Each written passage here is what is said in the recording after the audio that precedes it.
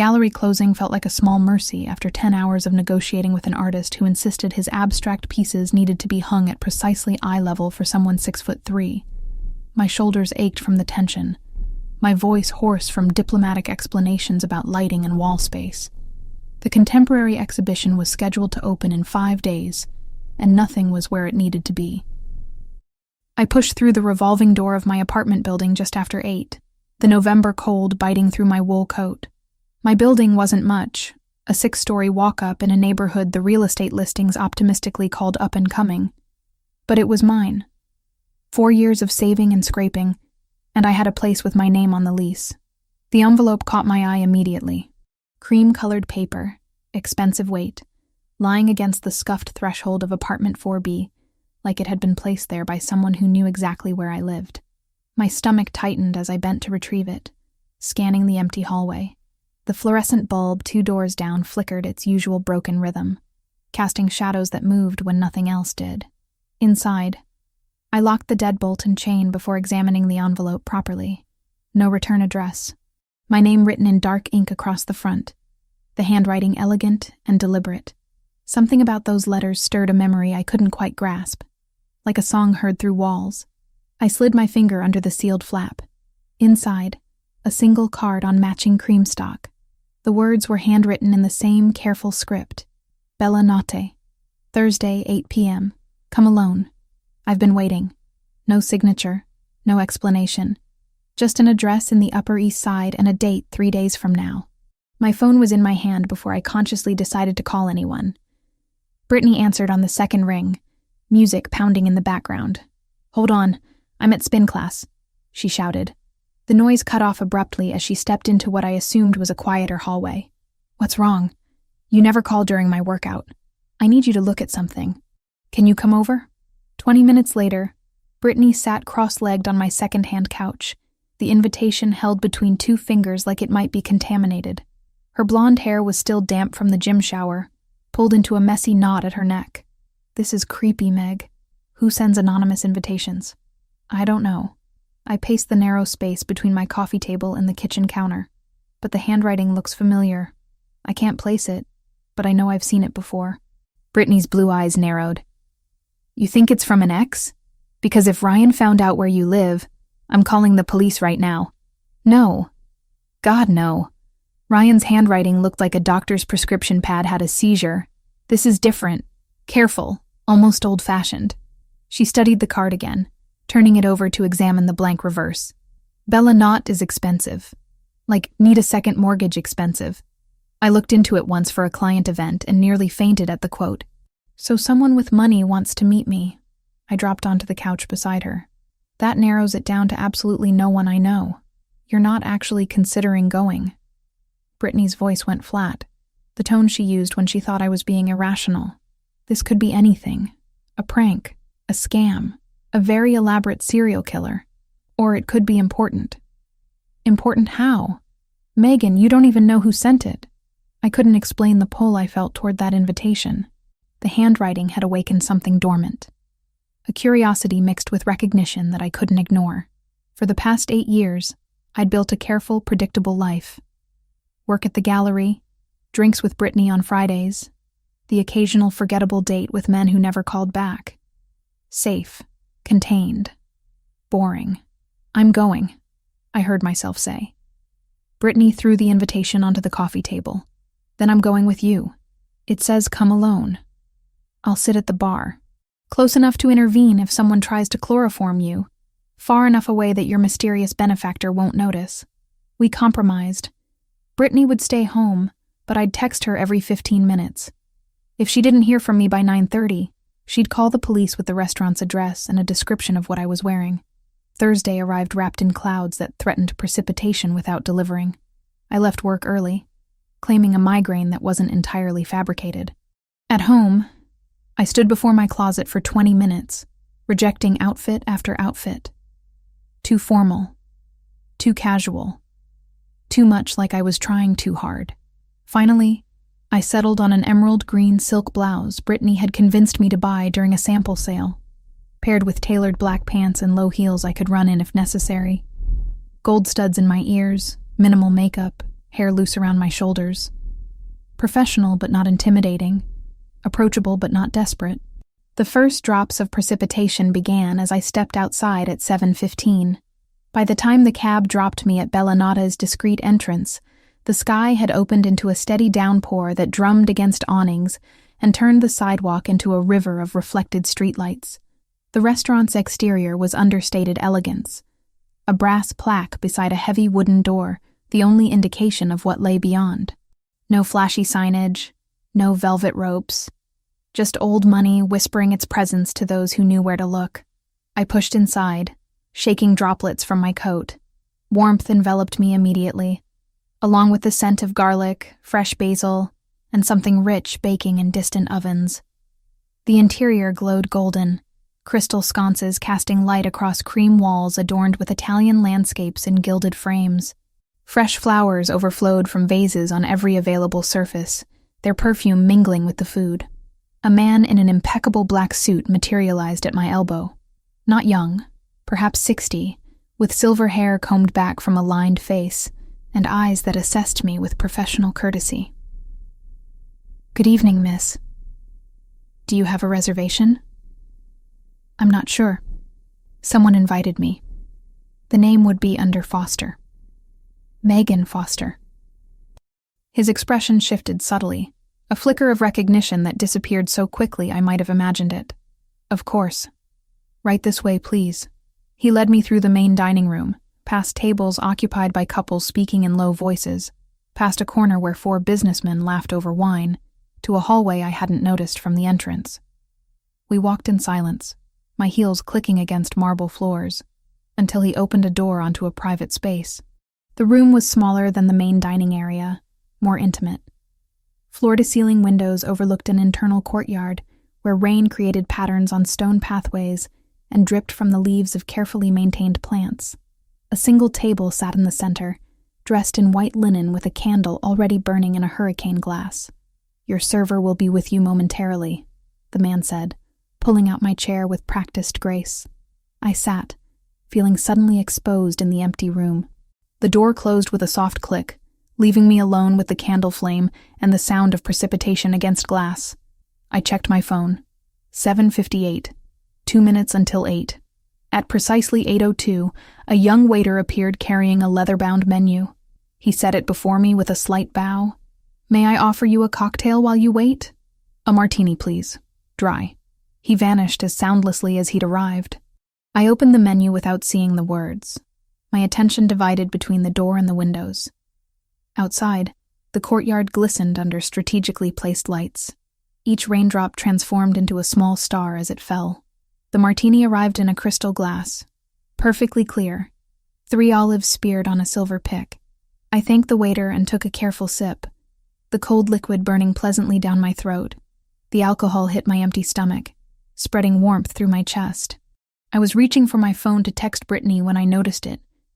Something at the bottom of the glass, catching the candlelight. I tilted the drink, peering through the gin. A ring. A vintage ring with a diamond center stone, sitting at the bottom of my martini like some surreal prize. My hand trembled as I set the glass down. I fished the ring out with my fingers, heedless of the liquid dripping onto the white tablecloth. The metal was cold, the diamond genuine if the way it caught the light was any indication. Old-fashioned setting, delicate filigree work along the band. "I was afraid you wouldn't come." The voice froze me. Deep, familiar in a way that sent my pulse into overdrive, carrying an accent I'd heard in dreams for years. I looked up slowly, afraid that turning too quickly would shatter whatever impossible moment this was. He stood in the doorway, backlit by the hallway's softer illumination. Taller than I remembered, broader through the shoulders, wearing a charcoal suit that fit him like it had been created for his body alone. Dark hair pushed back from his face, strong jaw shadowed with stubble that was either meticulously maintained or naturally perfect. But it was the eyes that confirmed what my racing heart already knew. Dark brown, almost black in the dim light, fixed on me with an intensity that made breathing difficult. Anthony. His name escaped as barely more than a whisper. 8 years since I'd spoken it aloud.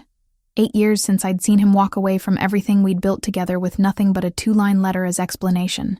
He crossed the room in 3 strides, movements fluid and controlled, without asking, without hesitating. He pulled out the chair across from me and sat. The candle flame danced between us, casting shadows across features that were familiar and foreign all at once. "You look exactly the same," he said softly, "and completely different." I couldn't form words.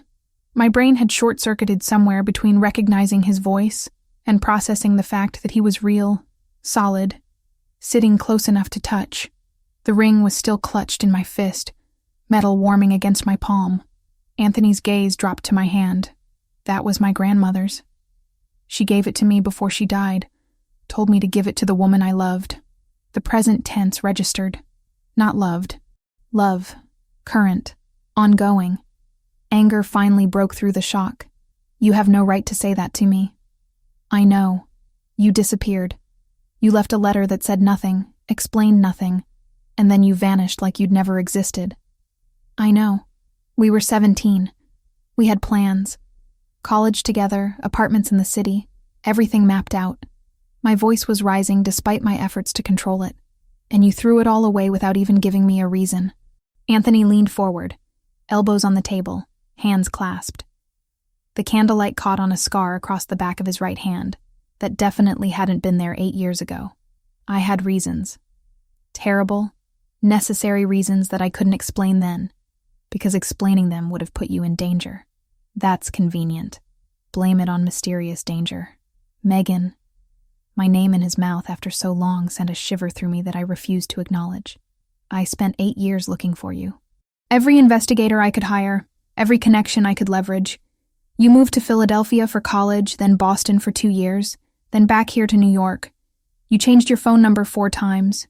You made yourself almost impossible to find." Ice replaced the anger. "You were tracking me? I needed to know you were safe, that you were happy, or at least alive and building a life." He reached across the table, stopping just short of touching my hand. "I couldn't be part of that life, but I needed to know it existed." "Why?" The question came out broken. "Why couldn't you be part of it? Why did you leave?" Anthony sat back, shadows deepening the lines around his eyes. He looked older than 28, like he'd lived more years than the calendar allowed. "My father died 2 years ago. Before that, he ran a very specific kind of business. The kind that doesn't appear in phone books or file taxes, honestly. When I was 17, he was consolidating power after a war within the organization. People were dying. Associates, rivals, anyone connected to our family became targets. The words landed like stones. Your family. You mean the mob. The family Rossi, specifically. My father built an empire, and I was his only son. His heir." Anthony's jaw tightened. The people who wanted him dead started looking at everyone he cared about. My mother was already gone by then. Cancer when I was 15. That left me, and by extension, you. I wanted to stand, to walk out, to pretend I hadn't heard what he was telling me. But I stayed frozen, trapped by the gravity of his confession. Someone took pictures of us together, outside school, at the pizza place we went to every Friday, in the park where we used to study. My father's security found them during a sweep of a rival's property. You were already marked, Megan. They knew your name, your address, your mother's work schedule. Everything. My mother. I hadn't thought about her in months, guilt washing over me for not calling more often. My father gave me a choice, Anthony continued, voice level despite the tension in his shoulders. End it completely, make you hate me enough that you'd never come looking, never be connected to our world again, or watch them use you to hurt me, hurt him, hurt everyone. So you chose the coward's way. I chose your life over my happiness. And I'd make the same choice again. His eyes met mine, unwavering, but I never stopped looking for you.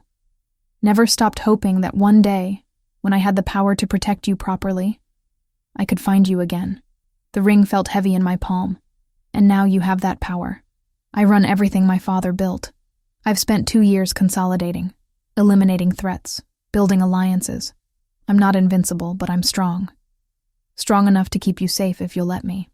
Keep me safe from what? You're saying your world is still dangerous. Always. But now I control enough of it that I can create a shelter within the storm. He reached across again, and this time his fingers brushed mine where they lay on the table. The touch sent electricity up my arm. I'm not asking you to forgive me. I'm asking you to let me explain, to give me a chance to show you that what we had wasn't just teenage stupidity. I should have said no, should have stood up, walked out, blocked his number, and forgotten this surreal evening ever happened. Instead, I heard myself ask, why the ring and the drink? Why not just call? A ghost of a smile touched his lips. Because you would have hung up the moment you heard my voice, and I needed you here, in person, where you couldn't run before hearing me out. Manipulative. Necessary. Outside, the precipitation had intensified, turning the courtyard into a watercolor painting of greens and grays. Inside, the candle continued its steady burn, wax pooling at the base. I don't know what you expect from me, I finally said. You can't just reappear after 8 years and expect everything to be the same. I don't.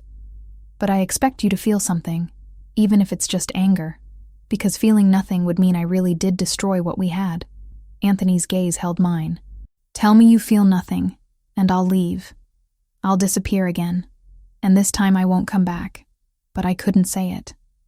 Because sitting across from him, smelling the cologne that was different but somehow still distinctly his, seeing the way his hands moved when he talked, hearing that voice that had narrated my dreams for years, I felt everything.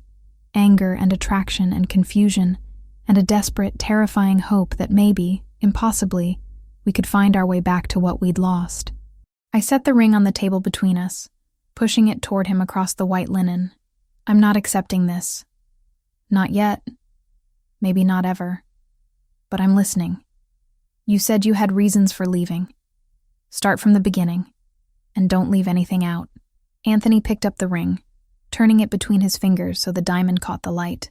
Then he slipped it into his jacket pocket and began to talk, his voice low and steady, telling me about a world I'd never imagined, and the boy I'd loved who'd grown into someone I wasn't sure I recognized anymore.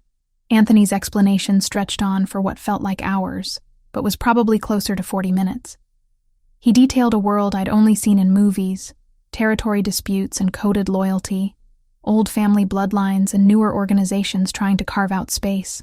His father's rise, the consolidation of power, the enemies made along the way people disappeared when they crossed certain lines. I sat rigid in my chair, hands folded in my lap to hide their trembling. The martini sat forgotten. Ice melted into clear liquid that no longer resembled the drink I'd ordered. Every word he spoke built a wall between us, brick by brick, until I could barely see the boy I'd loved through the structure of who he'd become. Why now? The question interrupted him mid-sentence about territory negotiations. You said you're stable, that you have power. But why bring me back into this? Why not just let me live my safe, boring life? Anthony leaned back in his chair, candlelight catching the sharp angles of his face. Because safe and boring isn't living, and because I'm tired of existing in a world where everyone wants something from me except the one person I actually want. That's not fair. You don't get to make me responsible for your happiness after abandoning me. I'm not. I'm asking for a chance to prove that what we had was real. That it's still real, underneath 8 years of distance and damage. His voice dropped lower. Tell me you don't feel it. The pull. Tell me you walked in here tonight and felt nothing. I couldn't. Because he was right. The moment I'd seen him in the doorway, my heart had recognized him before my brain could mount a defense. Every cell in my body remembered his proximity. The way his presence altered the air around me. Feeling something doesn't mean I should act on it. I pushed back from the table, standing abruptly. My purse caught on the chair arm, nearly tumbling to the floor before I grabbed it. This was a mistake. I shouldn't have come. Megan, wait. But I was already moving toward the door, heels clicking against marble with purpose I didn't feel. My hand was on the handle when his voice stopped me. Please. Just let me take you home. It's pouring, and you'll never find a cab in this weather. Every instinct screamed at me to refuse, to walk out into the downpour and let the water wash away this entire surreal evening. But practical reality overrode emotion. He was right about the cabs, and the subway would mean walking 6 blocks in a deluge. Fine, but that's all. A ride home, and then we're done. Whatever you need. The hallway seemed longer walking out than it had coming in. Anthony stayed 2 steps behind me, close enough that I could feel his presence but far enough to avoid touching. The maitre d' appeared as we reached the main dining room, producing my coat from somewhere with the efficiency of expensive service. Anthony held it open. I slipped my arms into the sleeves, hyper-aware of his hands on my shoulders as he settled the fabric into place. His fingers lingered for half a second too long before releasing. Outside, the precipitation had evolved from steady downpour to absolute deluge.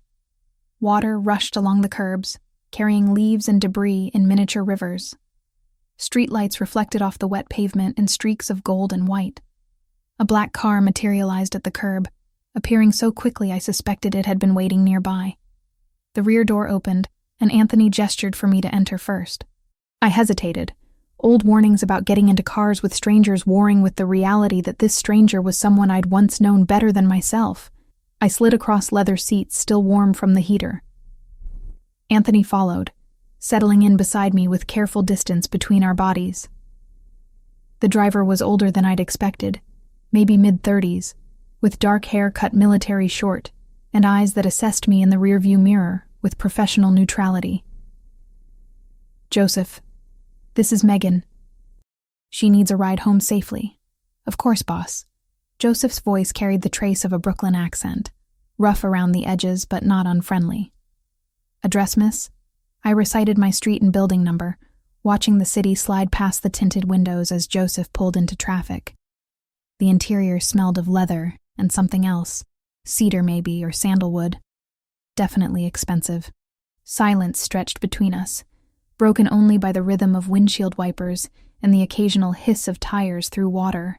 I kept my gaze fixed on the passing buildings, counting blocks to avoid looking at Anthony's reflection in the glass.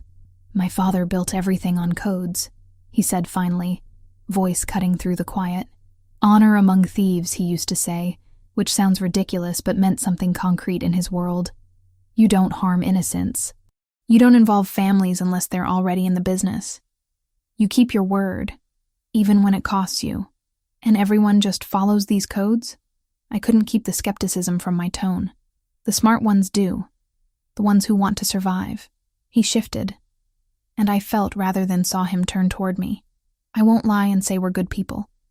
We're not. But we're not monsters either. There are rules, structures, ways things are done. That's supposed to make me feel better. That organized crime is organized. It's supposed to help you understand that I can keep you safe within this world. That protection means something real, not just words. I finally looked at him, finding his profile outlined by passing streetlights. "I don't need protection. I've been fine for 8 years without you." "Have you?" The question held no judgment, just genuine curiosity. "Has it been fine, Megan? Working yourself to exhaustion at a job that underpays you, living in a building with broken locks, dating men who don't see you the way I do?" Heat flooded my face. "You had me investigated. I told you, I kept track. I needed to know you were safe. That's not keeping track, that's stalking. Call it what you want. But I'm not apologizing for making sure you were alive, and as happy as you could be without me." His jaw tightened. "And before you accuse me of being a controlling bastard, know that I never interfered. Never contacted your employers. Never scared off the men you dated. Never inserted myself into your life. I just watched from a distance and hated every second of it." The car slowed, pulling to a stop in front of my building. Through the rain-streaked window, I could see the familiar cracked awning, the lobby light that flickered at unpredictable intervals, the security door that hadn't locked properly in 6 months. Joseph kept the engine running but made no move to get out. Professional discretion, I realized, giving us privacy to finish our conversation. Anthony reached into his jacket, producing a business card from an interior pocket. Heavy stock, cream-colored like the invitation, with a phone number embossed in black ink. Nothing else. No name, no title, no company. This is my private line. It goes directly to me, day or night. He held it out, waiting until I took it before continuing. I understand if you never want to see me again.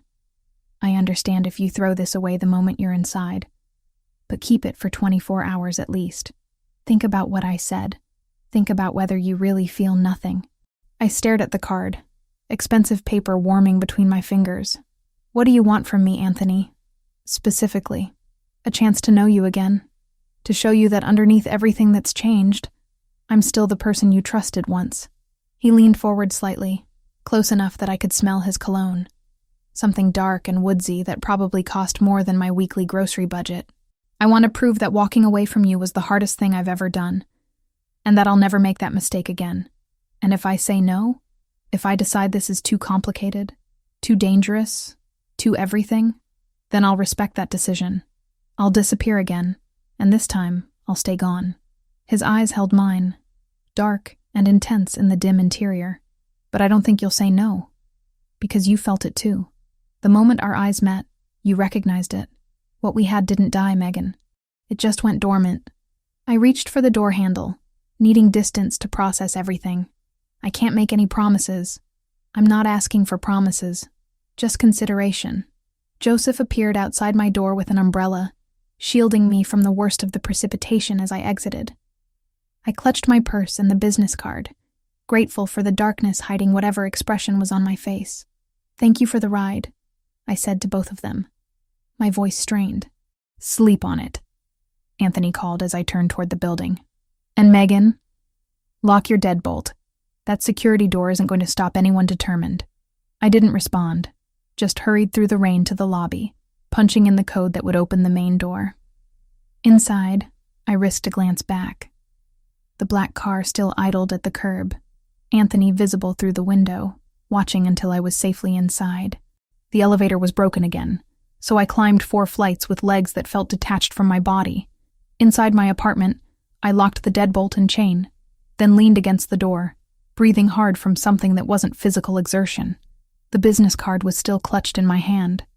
The edges softened from my grip. I set it on the counter, staring at the simple numbers as if they might rearrange themselves into answers. My phone buzzed. Brittany's name lit the screen with 7 missed calls and a string of increasingly frantic texts. I'm alive, I texted back. Call you tomorrow. Sleep was impossible. I paced my tiny apartment, making tea I didn't drink, scrolling through my phone without seeing the content. Around 2 a.m, I opened my laptop and typed Rossi Family New York into the search bar. The results were frustratingly vague. Articles about restaurants, a few mentions in business journals about import-export companies, society page photos from charity events where men in expensive tuxedos smiled for cameras. Anthony appeared in 3 photos, always on the edges, never the focus. In each one, he looked exactly as I'd seen him tonight, composed and powerful. Nothing explicitly criminal. But the careful vagueness felt intentional, like a coat of paint over something darker underneath. I was still researching at 4 a.m. when exhaustion finally dragged me to bed. I dreamed of hands reaching through precipitation, of voices calling names I couldn't quite hear, of doors that opened onto rooms that didn't exist. The next 3 days passed in a fog. I went through the motions at the gallery, smiling at collectors, arranging pieces for the exhibition, taking calls from artists demanding last-minute changes. But my mind was elsewhere, replaying conversations, analyzing words, trying to separate what I felt from what I should feel. Brittany cornered me Friday evening at our usual bar, sliding into the booth across from me with determination in her eyes. All right, enough silence. What happened Thursday night? I took a long drink of wine, buying time. I saw Anthony. Anthony who? Then her eyes went wide. Anthony Rossi. Your high school Anthony? He sent the invitation. Set up the whole thing. Wanted to explain why he left. And? What was the explanation? I gave her the abbreviated version, leaving out the details about organized crime and focusing on the protection angle. Brittany listened without interrupting, her expression shifting from curiosity to concern to something close to alarm. Megan, that's insane. He admits he's been tracking you for 8 years and you don't see that as a massive red flag. I know how it sounds. Do you? Because from here, it sounds like you're considering giving a stalker a second chance. He's not a stalker. He's complicated. Complicated is one word for it. She reached across the table, grabbing my hand. Promise me you'll be careful. Whatever you decide, just be smart about it. That night, alone again in my apartment, I picked up Anthony's card for the 100th time.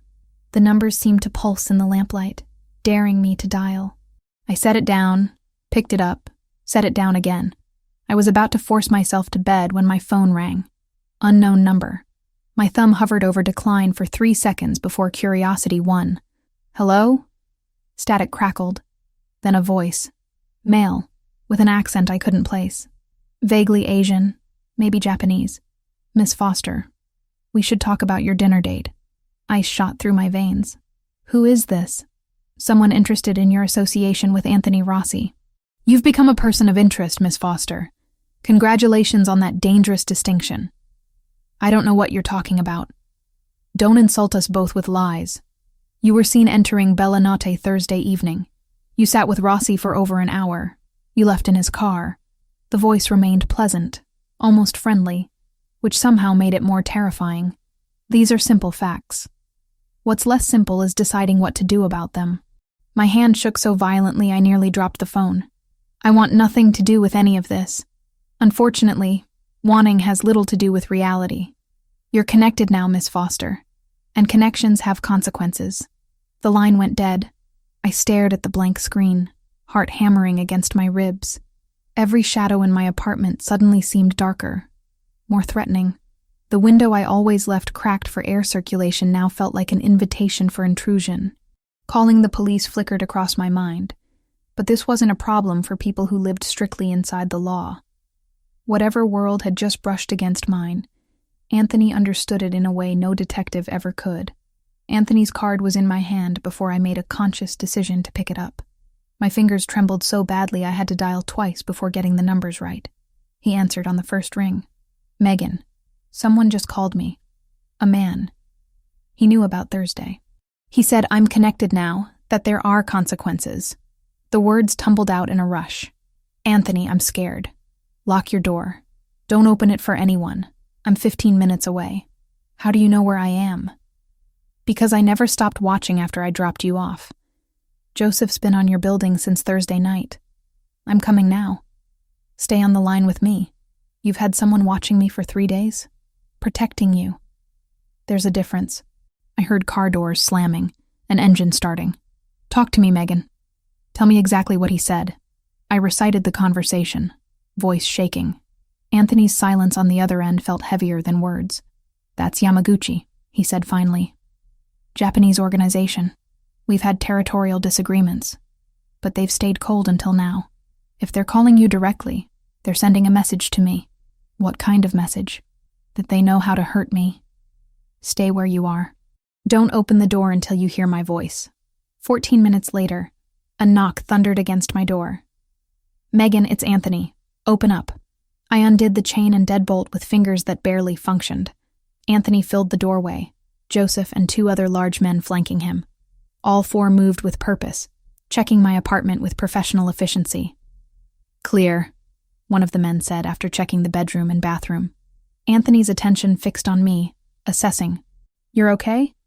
He didn't threaten you explicitly? Just implications. Consequences for being connected to you. Anger was replacing fear, hot and clarifying. This is what you meant by protection. This is the reality of your world. Yes. No apology, just confirmation. And now you're part of it whether we like it or not. They saw us together, which means you're leverage, a vulnerability they can exploit. So what do I do? Move? Change my name? Pretend Thursday never happened? That won't help. They have your information, your routine. Moving would just delay the inevitable. He turned to Joseph. Set up a rotation on the building. 2 men at all times, 1 on the street, 1 in the lobby. No one approaches her without clearance. Already done, boss. Called it in from the car. Anthony's jaw tightened as he looked back at me. I'm sorry. This is exactly what I was afraid of 8 years ago. Except now I have the resources to handle it properly. Handle it how? By making it clear that you're under my protection. That touching you means war. They're not prepared to fight. He moved closer, stopping just outside my personal space. But I need your permission. I need you to trust that I can keep you safe. I don't have much choice, do I? You always have a choice. But some choices have safer outcomes than others. His voice dropped. Let me protect you, Megan. Let me show you that I meant what I said about never walking away again. Through my window, I could see a black SUV parked across the street, engine running. 2 more men in dark suits stood at intervals along the sidewalk, their positions chosen for optimal sightlines. My quiet, boring life had evaporated in one phone call. Anthony had warned me his world was dangerous, but I hadn't truly understood until threat became personal. What happens now? Now we make sure they understand the cost of going after what's mine. The possessive word sent a shiver through me. And you stay close until this resolves. How close? As close as you'll allow. His hand reached up, stopping just short of touching my face. I know this isn't what you wanted, but I promise you, Megan, no one will hurt you while I'm breathing. The conviction in his voice should have terrified me.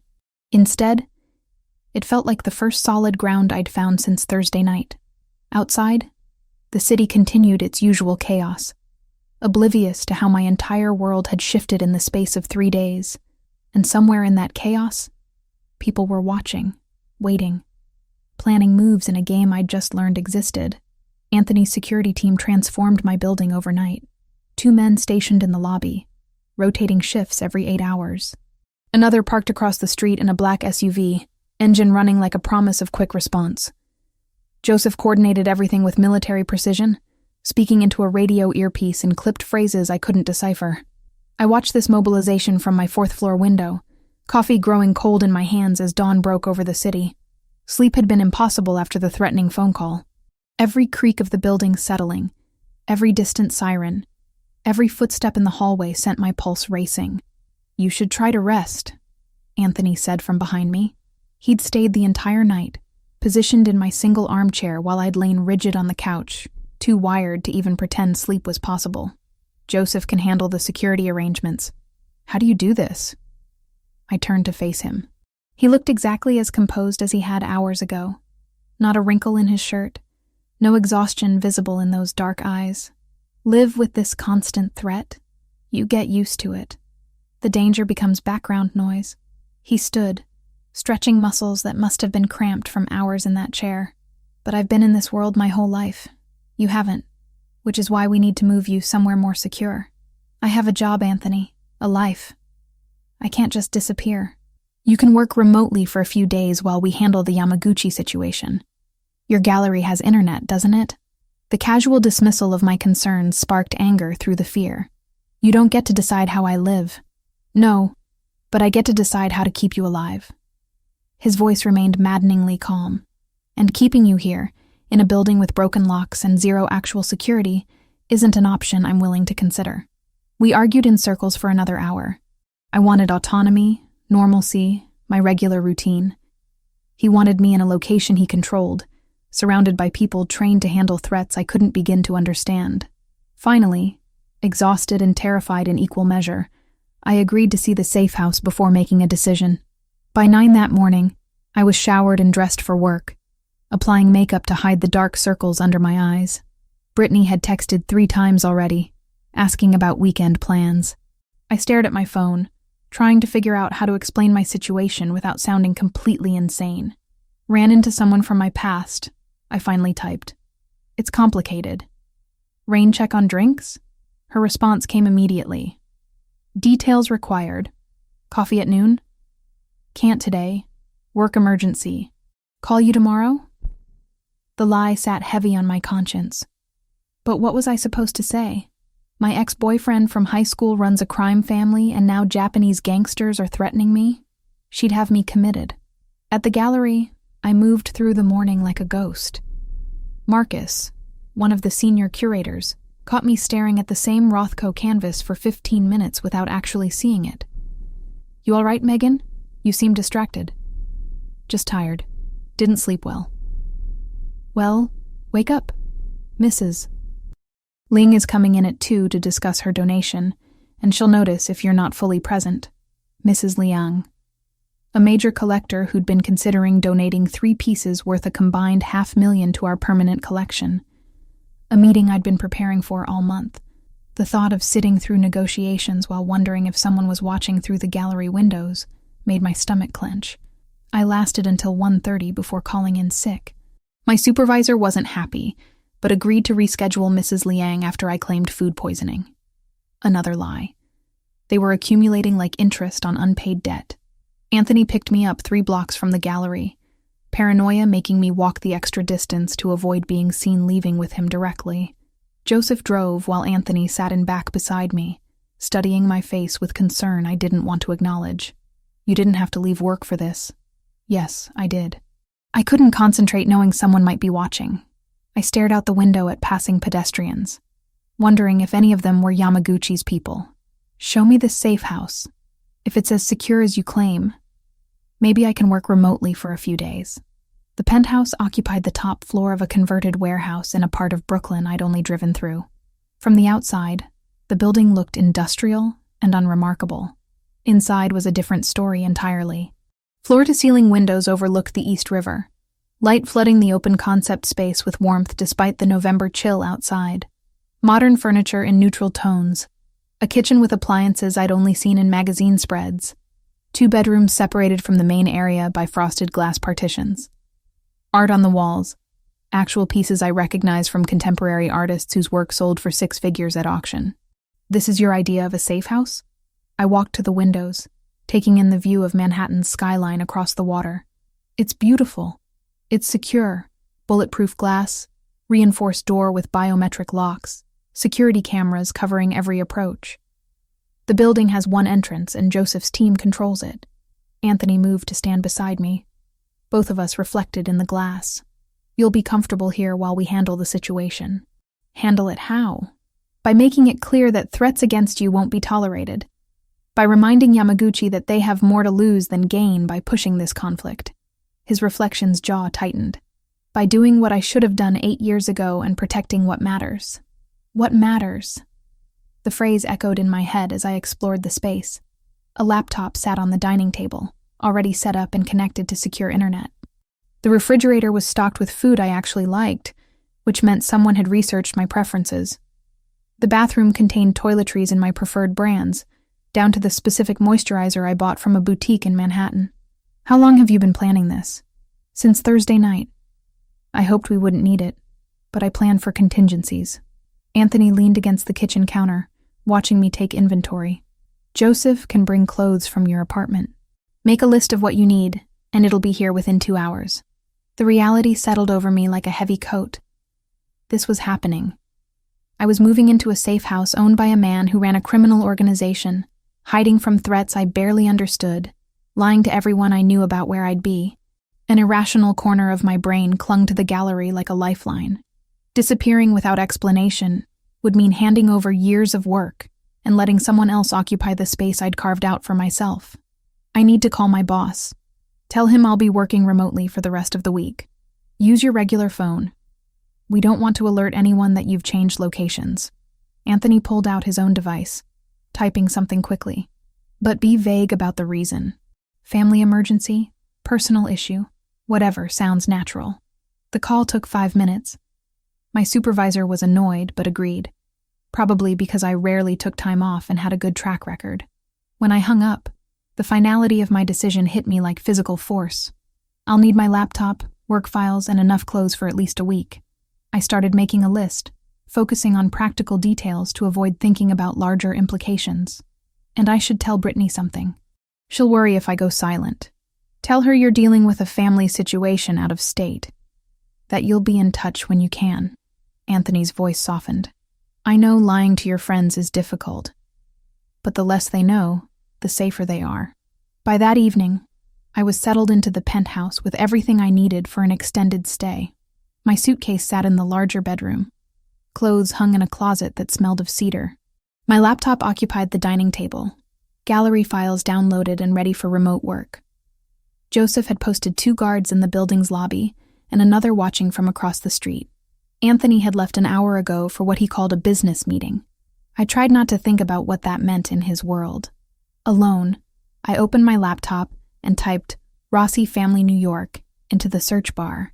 Once again, The search results offered me almost nothing concrete to hold on to.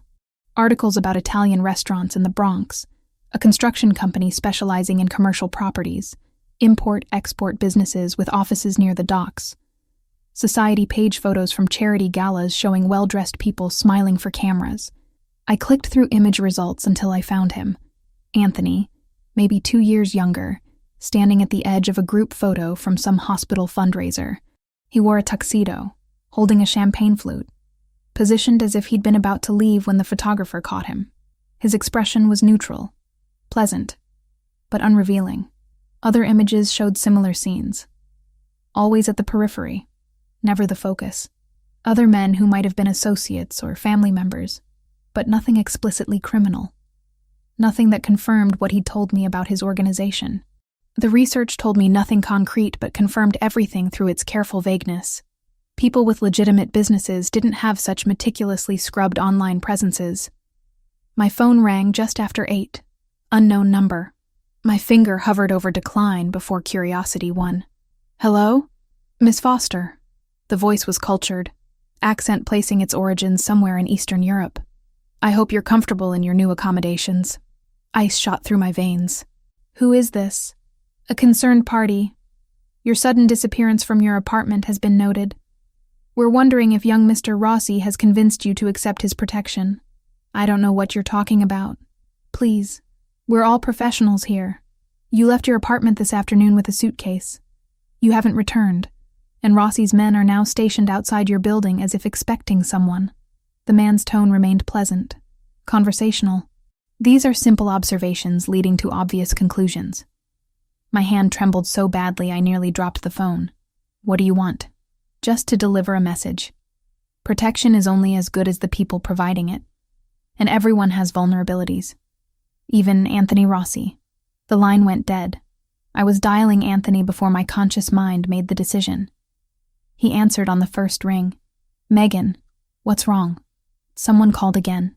Different voice, European accent. He knew I left my apartment, knew about the guards, knew I was with you. The words tumbled out in a rush. How do they know? How do they always know? I'm 10 minutes away. Lock the door. Don't let anyone in except me or Joseph. Background noise suggested he was already moving. Did he threaten you explicitly? He said protection only works if the people providing it don't have vulnerabilities. Then he hung up. Anthony's silence felt heavy. They're testing our response time, mapping our patterns. It's psychological warfare as much as actual threat. Is it working? Because I'm terrified.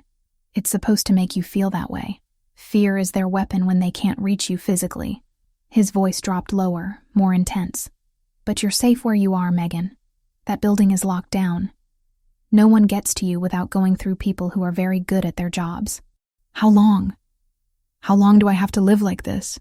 Days, maybe a week. Just until we make our position clear and they decide the cost isn't worth the goal. After we hung up, I stood at the windows watching the city lights reflect off the river. Somewhere out there, people I couldn't see were watching me, planning moves in a game I didn't understand. And somewhere else, Anthony was doing the same from his side of the board. 20 minutes later, a key turned in the lock. I jumped despite expecting it, heart pounding until Anthony's voice called out. It's me. Joseph's doing a security check. He looked different than earlier. Same expensive clothes, but his composure had cracked slightly, stress visible in the tight line of his shoulders. When his eyes found me standing by the windows, something that might have been relief crossed his face. Show me your phone. I handed it over without question. He studied the screen, scrolling through recent calls, then pocketed the device. Hey, I need that. They're tracking it. Not necessarily hacking the phone itself, but they have someone inside your carrier, or they've bribed someone who can access call logs.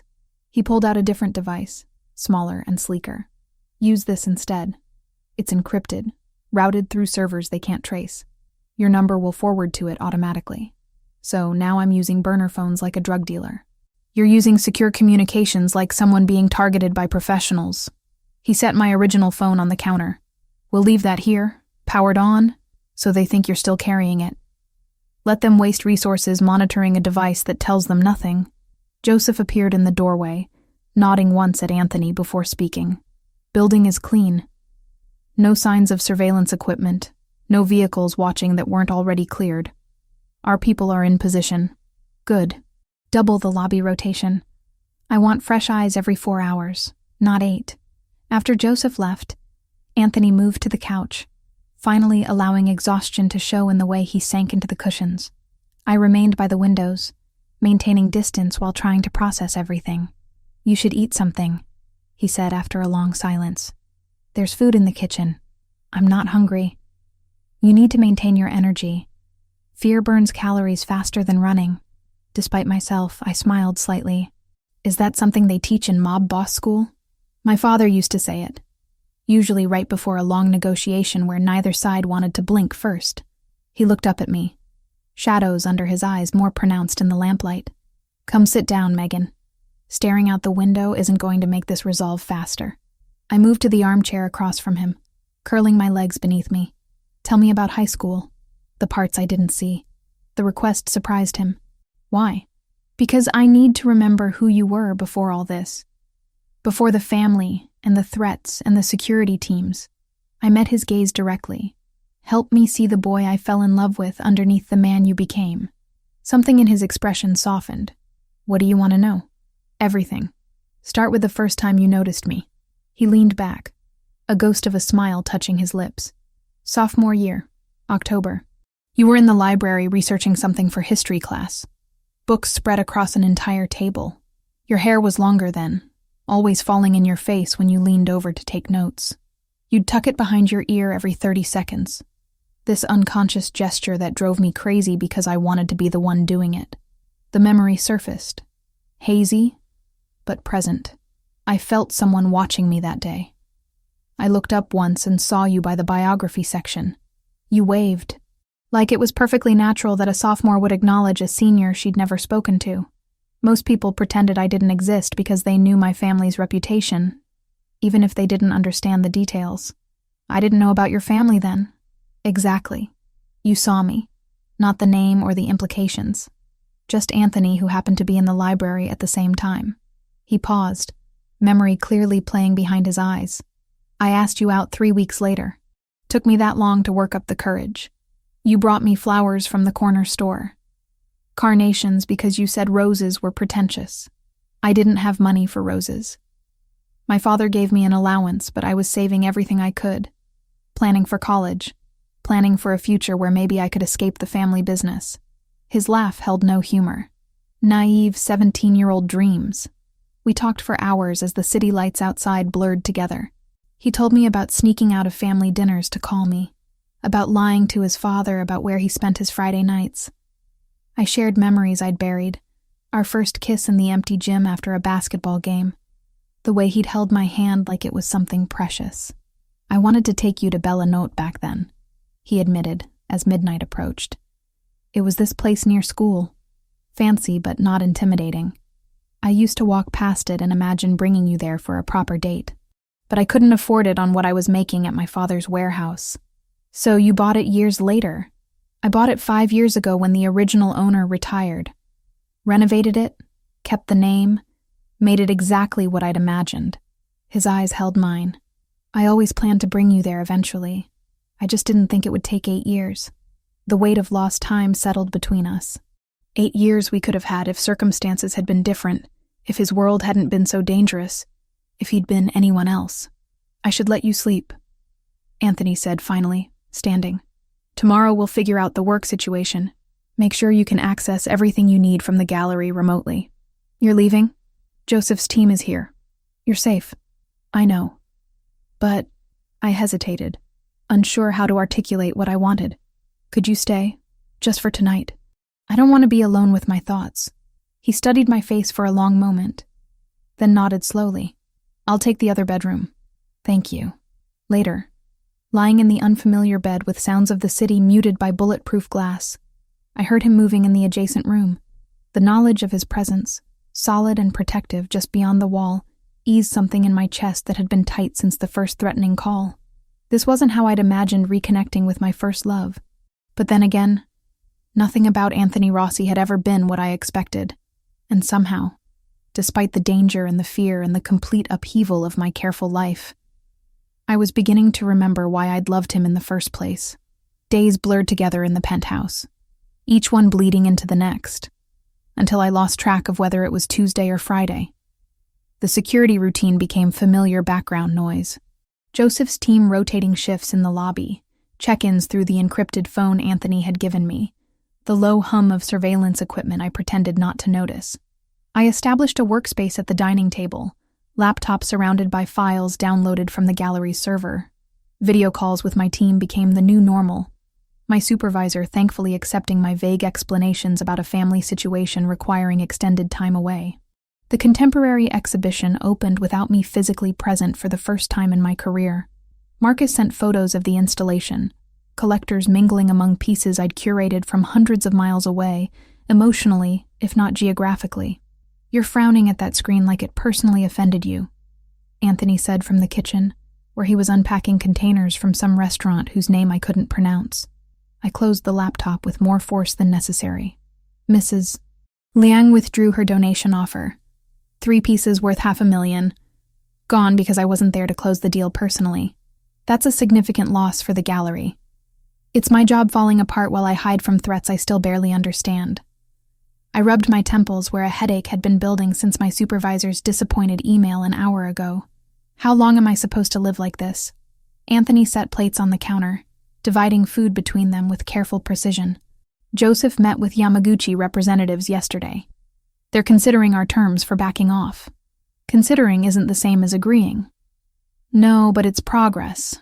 He carried both plates to the table, setting one in front of me. The aroma of garlic and herbs cut through my frustration despite my determination to stay angry. "You need to eat. Skipping meals won't speed up negotiations." I had coffee this morning. Coffee isn't food. He sat across from me, the same position he'd taken every evening for the past week. Dinner had become our routine, the 1 hour where we pretended this was a normal life, instead of protective custody with expensive furniture. I picked at the pasta, twirling noodles around my fork without bringing them to my mouth. "Tell me something real. Something about your life that isn't business or threats or family politics. What do you want to know? What it's like being you. Running an empire at 28. Having that much power, that much responsibility." I finally took a bite, the flavors exploding across my tongue in ways that made my frustration seem petty. "Does it ever feel like too much?" His expression shifted, walls lowering just enough for me to glimpse what lay beneath the control. "Every single day. My father groomed me for this from the time I could walk, but nothing prepares you for the weight of it. Every decision affects hundreds of people, their families, their futures. One mistake, and people die or go to prison or lose everything. That sounds exhausting. It's suffocating." He set his fork down, attention fully on me instead of the food. "There's no one I can talk to, honestly, except Joseph. And even with him, there are limits. Everyone wants something, needs something, expects something. The loneliness of power is real, Megan. You're surrounded by people every second, but completely alone in ways that matter." The vulnerability in his admission made my chest tighten. This was the Anthony I remembered, the one who'd told me his fears during late-night phone calls when we were 17, before his world demanded he become someone harder. What about friends? People you trust outside the organization? There's no outside for people like me. Everyone in my life is connected to the family in some way. Friendships are strategic alliances. Relationships are political calculations. Until you walked back into my world, I hadn't had a genuine conversation with someone in years. I'm part of your world now, too, whether I chose it or not. But you see me as I was, not just as I am.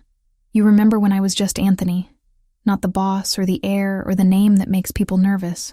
His hand moved across the table, stopping just short of touching mine. That's worth more than you know. We finished dinner in comfortable silence, the kind that only exists between people who've known each other long enough that words become optional. Anthony cleared the plates while I returned to my laptop, reviewing proposals for the spring exhibition, even though my concentration was fractured. "Do you ever regret it?" I asked suddenly. "Taking over the family, choosing this life." He paused at the sink, back to me, shoulders tense. "I didn't choose it. The life chose me the moment I was born into my father's world. But regret implies wishing for an alternative, and every path I didn't take would have meant losing you in some other way. You lost me anyway. 8 years apart is losing me. No.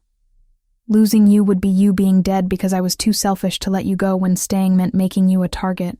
He turned to face me, water dripping from his hands he'd forgotten to dry. What I did was set you free at the cost of my own happiness. That's not loss, Megan. That's sacrifice. The distinction landed heavy. I'd spent years hating him for abandoning me, but he'd spent those same years watching from a distance, ensuring I was safe while denying himself any possibility of his own contentment. Tomorrow night, I want to try something, he said, changing the subject with deliberate intent. My grandmother's recipe for homemade pasta. She taught me before she died, and I haven't made it in years. You cook? When I have time and the right company. Which I haven't had much of either lately. A ghost of a smile touched his lips. Say yes. Let me do something normal that isn't about protection or threats or the world outside these windows. How could I refuse when he asked like that? Like my agreement mattered more than strategic decisions worth millions. Yes, I'd like that. The next evening, Anthony appeared with bags of ingredients and a determination that would have been amusing if it wasn't so endearing. He'd rolled his sleeves to his elbows, revealing forearms I tried very hard not to stare at, while he set out flour, eggs, olive oil, and salt on the pristine marble counter. My grandmother was from Tuscany, he explained, measuring flour into a volcano shape on the counter. She came to New York at 16, barely speaking English, married my grandfather within a year. She taught me that food is love made tangible. That's beautiful. She was beautiful, in her 80s when she died, but still commanding respect from everyone who met her. He cracked eggs into the flour well with practiced efficiency. She used to say that any man who couldn't feed his woman wasn't worth keeping. Smart woman. She would have liked you. You have the same fire she did. The same refusal to accept less than honesty. He talked me through the process, his hands demonstrating while I tried to replicate the movements. Mixing the dough, kneading until the texture transformed from rough to silky, letting it rest while we prepared the sauce. We worked side by side in the kitchen, our movements falling into unexpected rhythm. Flour dusted every surface by the time we started rolling the dough. I'd gotten it on my shirt, my jeans, probably my face, though I hadn't checked a mirror.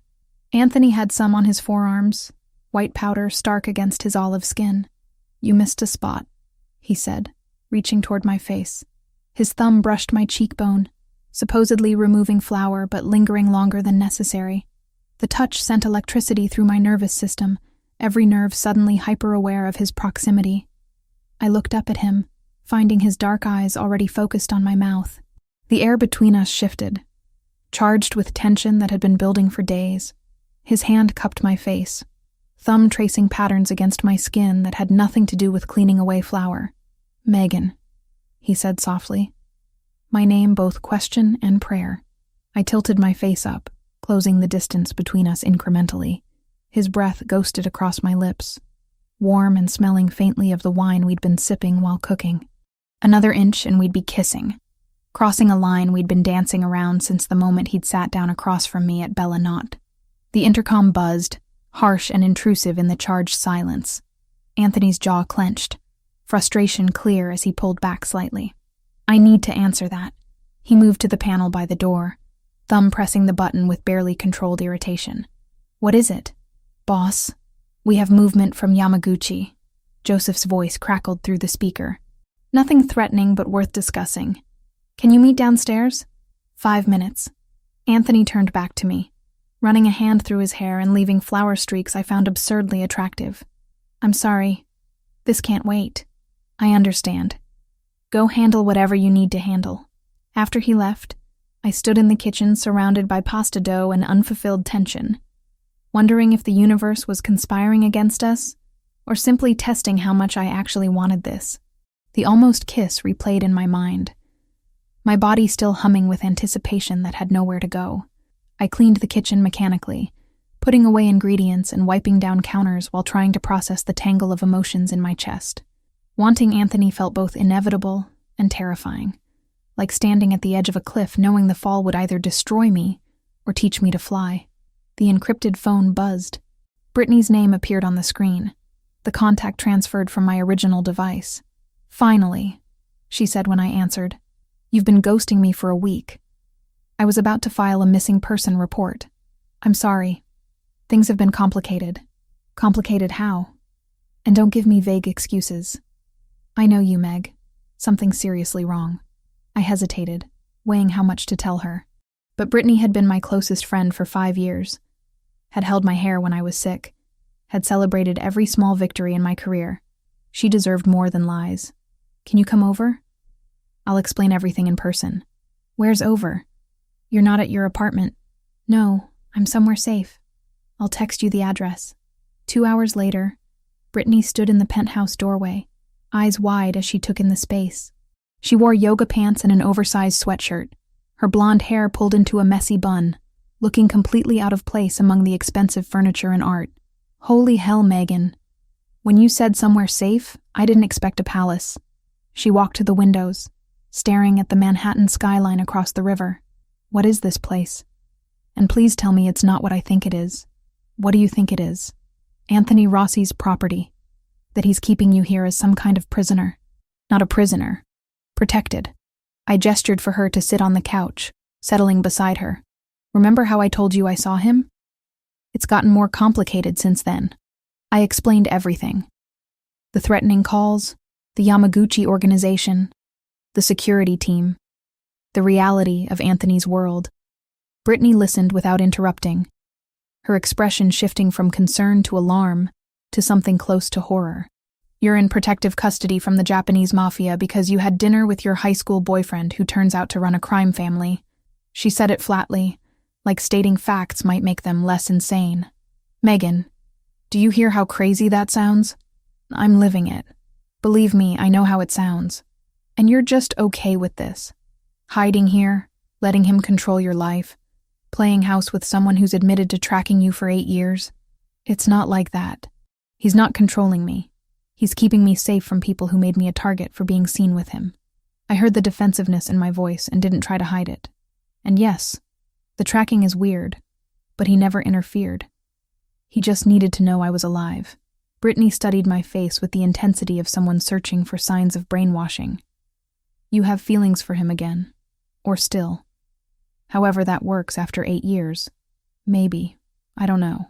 The lie felt obvious even to my own ears. "It's complicated. Everything about this is complicated. The question is whether it's dangerously complicated or just messy complicated." She took my hand, squeezing gently. "I trust your judgment, Meg. But I also know you have terrible taste in men who need rescuing. Please tell me this isn't another Ryan situation where you're confusing intensity for love. Anthony is nothing like Ryan. Ryan needed constant validation, constant attention, constant reassurance that he was the center of my universe. Anthony is the opposite. He's self-sufficient, competent, willing to walk away if I asked him to. Would he, though? Walk away if you asked? I thought about his words from the night at Bellinat. Yes, he would. He already did once when he thought it was necessary. Brittany didn't look convinced, but nodded slowly. "Okay. If you trust him, I'll try to trust your judgment. But you need to promise me something." "What?" "If this goes bad, if he becomes someone you need protection from instead of protection by, you call me immediately. No hesitation, no trying to fix it yourself. Promise." I promise. We talked for another hour. Brittany filling me in on gallery gossip and mutual friends asking where I'd disappeared to.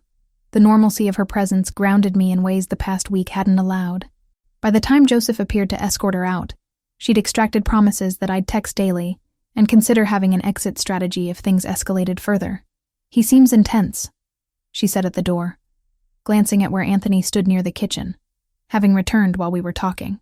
"But he looks at you like you're the only person in the room. That's either really romantic or really obsessive. I'm hoping for romantic." "Me too, babe. Me too." After she left, the penthouse felt simultaneously more spacious and more intimate. Anthony had given us privacy during the visit, occupying himself with work in the second bedroom.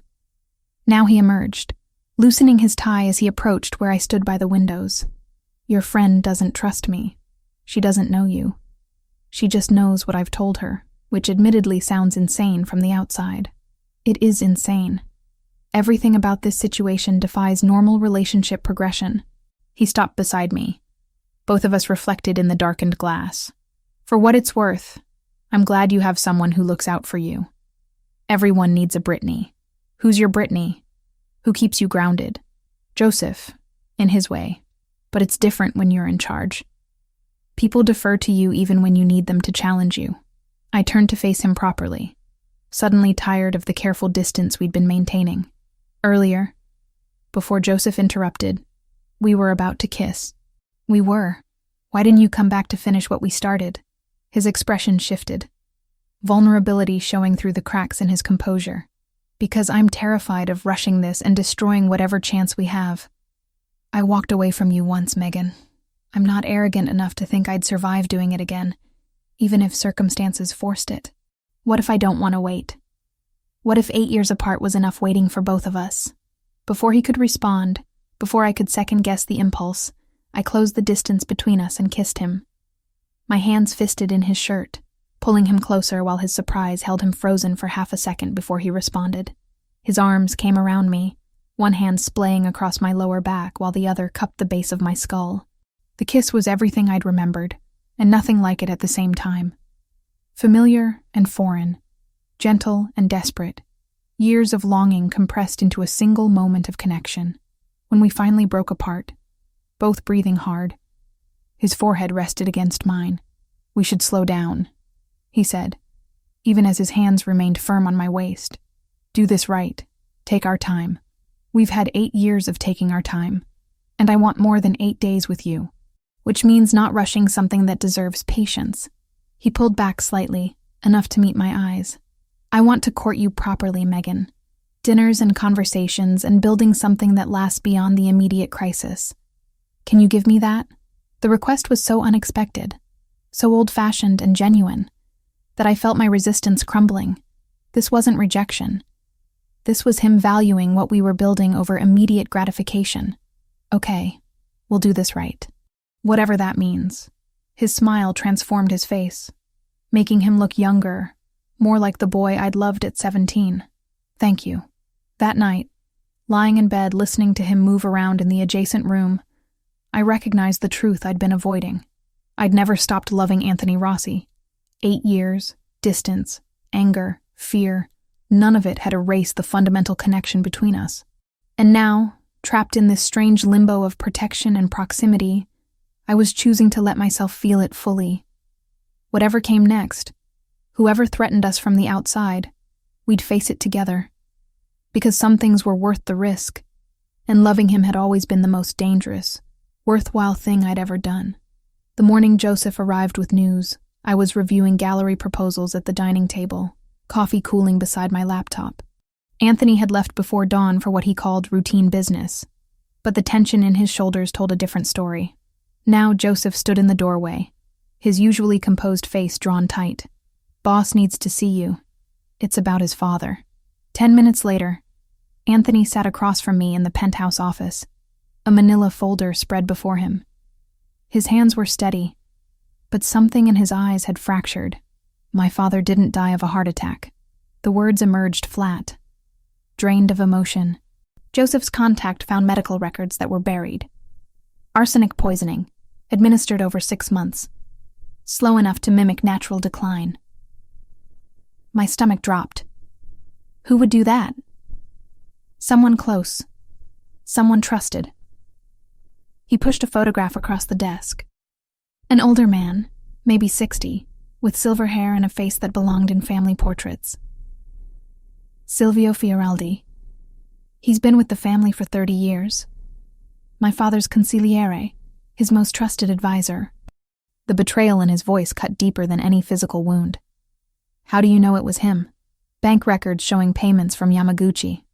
Phone logs placing him at my father's home on days the medication was administered. And now there's an informant willing to testify to what he saw. Anthony's jaw clenched. I need to go to Newark today. Meet with this person.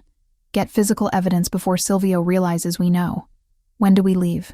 His eyes snapped to mine. You're not coming. It's too dangerous.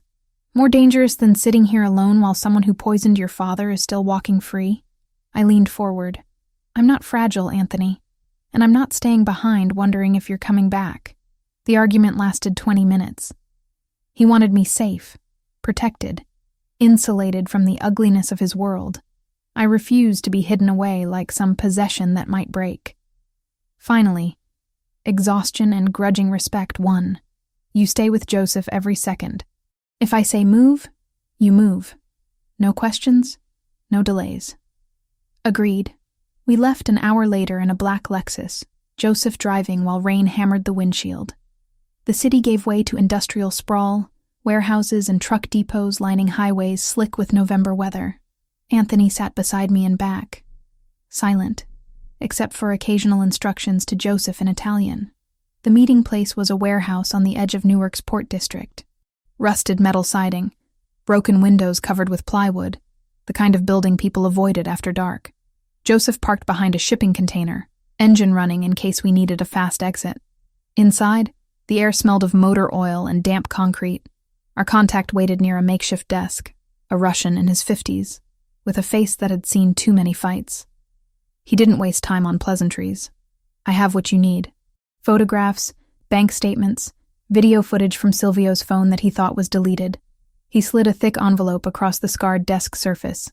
Payment first. Anthony handed over cash without counting it. The Russian nodded, satisfied, and disappeared into shadows that seemed to swallow him whole. The evidence was damning. Clear photographs of medication bottles, time-stamped images showing Silvio administering pills to an increasingly frail man I recognized from society page photos as Anthony's father. Bank transfers with dates matching each administration. My hands shook holding the papers. We need to go, Joseph said from his position by the door. Now. We'd just reached the car when headlights flooded the space. 2 black SUVs blocked our exit, doors opening to release men in dark clothes with weapons drawn. My heart seized. Get down! Anthony shoved me to the floor behind the passenger seat, his body covering mine as glass exploded above us. The world compressed to gunfire and the sharp smell of cordite and Anthony's weight, pressing me flat against leather that smelled of fear. Joseph returned fire from the driver's seat, his movements economical and precise. Anthony barked orders in Italian, one hand keeping my head down, while the other aimed through the shattered window. 3 shots. 4. The sound deafening in the enclosed space. In the chaos, something caught my eye. Anthony's phone had fallen, screen illuminated with a message notification. My angle let me read it before the screen went dark. A text from weeks ago. A name I didn't recognize offering an alliance through marriage to someone's daughter. Anthony's response was a single word. No. He'd refused an arranged marriage that could have strengthened his position, because he was waiting for me. The realization hit harder than any bullet. Joseph gunned the engine, ramming one SUV hard enough to create an opening. Metal shrieked against metal as we crashed through, back window shattering completely. Cold air and rain poured in as we accelerated onto the highway, leaving destruction behind. Everyone intact? Joseph's voice was steady despite the white knuckles gripping the wheel. Megan? Anthony pulled back enough to see my face, hands checking for injuries with professional efficiency. Are you hurt? I'm fine. Terrified, but fine. My voice shook despite my best efforts. What about you? Blood seeped through his shirt sleeve, darkening the fabric. Just a graze. I've had worse. We didn't stop until we were back in Brooklyn, pulling into a private garage beneath a building Joseph assured me was secure. A doctor appeared within minutes, an older woman who asked no questions as she cleaned and stitched Anthony's arm with practiced hands. Back in the penthouse, adrenaline gave way to trembling I couldn't control. I sat on the couch, hands shaking so badly I couldn't hold the glass of water Anthony pressed into them. He knelt before me, steadying my hands with his. I should never have brought you. This was a mistake. No. The word came out stronger than I felt. This is your reality. If we're going to have any chance, I need to understand what that means. No more protection through ignorance. Something shifted in his expression, pride mixing with pain. You're stronger than I gave you credit for. I'm not strong. I'm terrified. But I'm also not leaving. I met his eyes directly. Those men weren't trying to scare us. They were trying to kill you and take me. One of the attackers survived. Joseph's team has him now. Anthony's voice dropped lower. He'll tell us who gave the orders. And when he does, we'll know exactly how deep Silvio's betrayal runs. The interrogation happened in a location I wasn't allowed to know about. Details Joseph shared only after it was finished. The wounded man confirmed everything. Silvio had been working with Yamaguchi for over a year, planning to eliminate Anthony and take control of the family's operations. Taking me was meant to force Anthony's hand, make him vulnerable through the one weakness everyone now knew existed. What happens next? I asked, when Anthony returned that evening. Exhaustion carved into every line of his face. I call a meeting of the family. Present the evidence to the council. Let them see what Silvio did. He sank onto the couch beside me, head falling back against the cushions. My father built everything on loyalty and honor.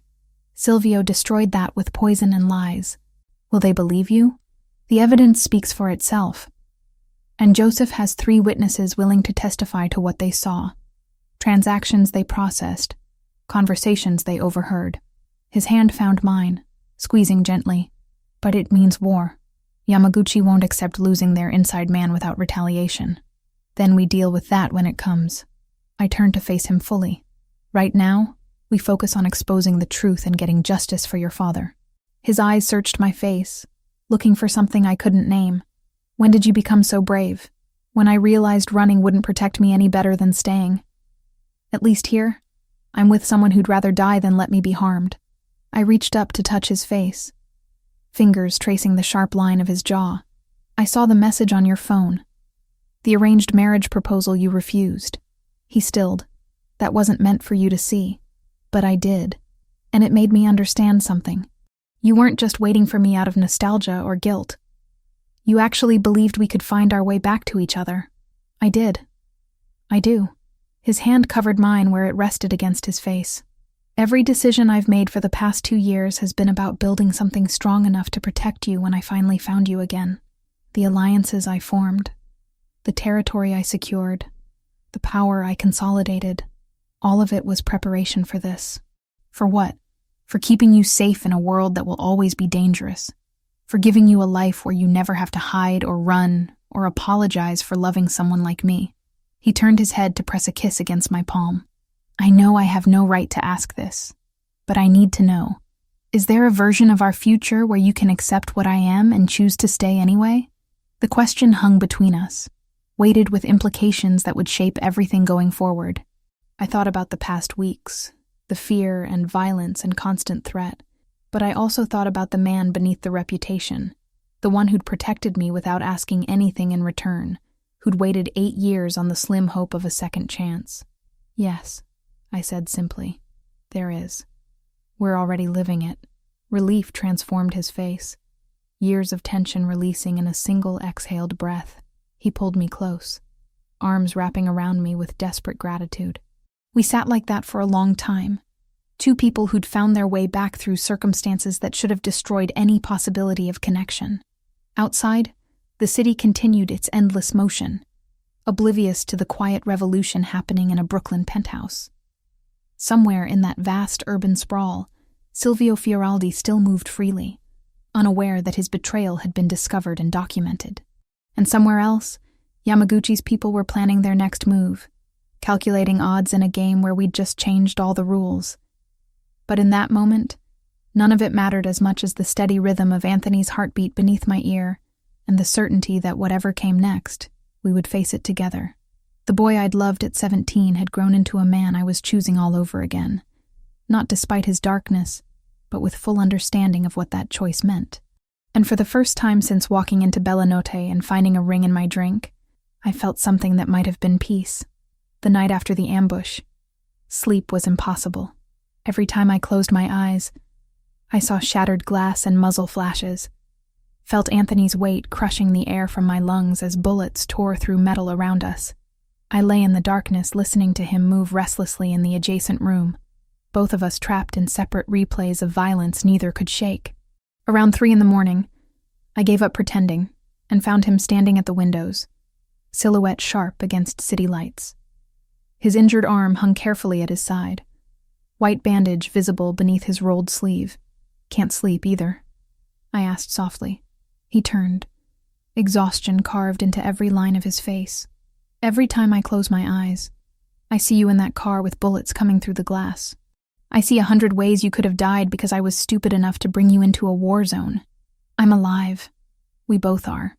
I crossed to stand beside him, our reflections ghost-like in the dark glass. "What happens now?" Joseph interrogated the wounded attacker for 6 hours.